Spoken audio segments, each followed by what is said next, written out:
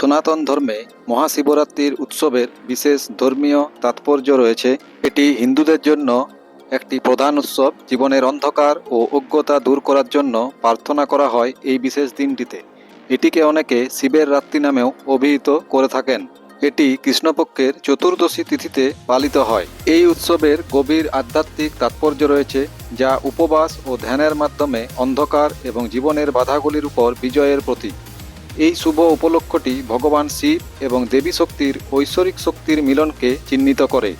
বিশ্বাস করা হয় যে এই দিনে বিশ্বব্রহ্মাণ্ডের আধ্যাত্মিক শক্তি বিশেষভাবে শক্তিশালী। অনেকের মতে এই দিন ভগবান শিব তাণ্ডব নৃত্য পরিবেশন করেছিলেন বলে মনে করলেও বেশিরভাগ মত অনুসারে এই দিনে ভগবান শিবের সাথে মাতা পার্বতীর বিবাহ হয়েছিল বলেই মনে করা হয়। পৌরাণিক কাহিনী অনুসারে দেবী পার্বতী তার অটল নিষ্ঠার কারণে ফাল্গুন মাসের কৃষ্ণপক্ষের চতুর্দশী তিথিতে ভগবান শিবকে স্বামী হিসাবে লাভ করেন।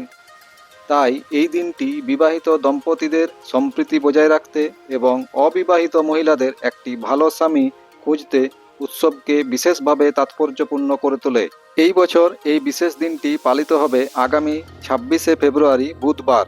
26শে ফেব্রুয়ারি সকাল 11:08 শুরু হবে এই যোগ, যা 27শে ফেব্রুয়ারি সকাল 8:54 শেষ হবে। গুগল অনুসারে এই দিনে সূর্য, চন্দ্র ও শনির একটি বিশেষ ত্রিগ্রহী যোগ তৈরি হলেও জ্যোতির্বিদ্যা অনুসারে এবারে সূর্য, বুধ ও শনির মধ্যে একটি বিশেষ যোগ তৈরি হতে চলেছে, যা জ্যোতির্বিদ্যা অনুসারে 60 বছরে একবারই হয়।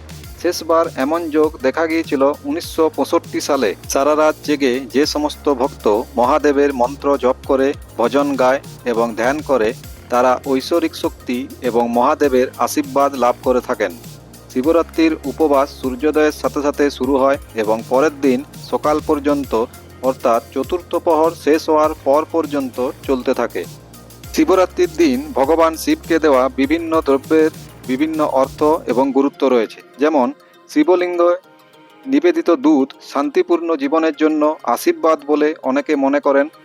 মধু জীবন ও সম্পর্কের ক্ষেত্রে সমৃদ্ধি ও মাধুর্য আকর্ষণ করে বলে মনে করা হয়। শীতল দই সুস্বাস্থ্য প্রদান করবে বলে ভাবা হয়।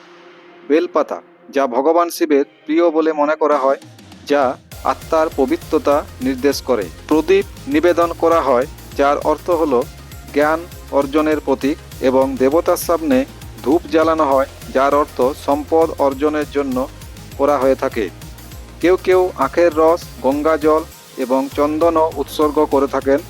অনেকে রুদ্রাভিষেক অনুষ্ঠানেও অংশ নেন, যেখানে ভগবান শিবের পঞ্চামৃত দিয়ে পুজো করা হয়, যা হলো দুধ, দই, ঘি, মধু ও চিনির মিশ্রণ। এই উৎসবের অন্যতম প্রধান উপাদান হলো শিব মন্দিরে রাত্রিব্যাপী জাগরণ।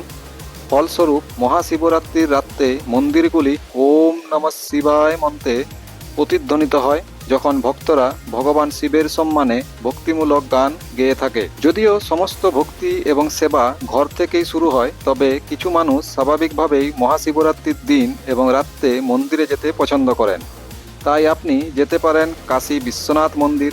এখানে আরতি মানুষকে শান্তি ও শিবের প্রতি অপ্রতিরোধ্য ভালোবাসায় ভরিয়ে তোলে।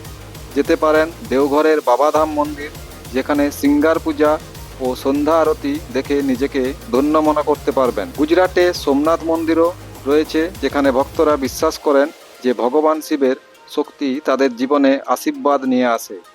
এছাড়া উজ্জয়িনীর মহাকালেশ্বরে অনুষ্ঠিত ভস্য আরতিও দেখতে পারেন। ভিডিওটি যদি ভালো লেগে থাকে তাহলে লাইক, শেয়ার করবেন এবং কমেন্টে লিখবেন ওম নমঃ শিবায়, এবং সাথে থাকতে চ্যানেলটি সাবস্ক্রাইব করে বেল আইকনটি বাজিয়ে দেবেন। ধন্যবাদ।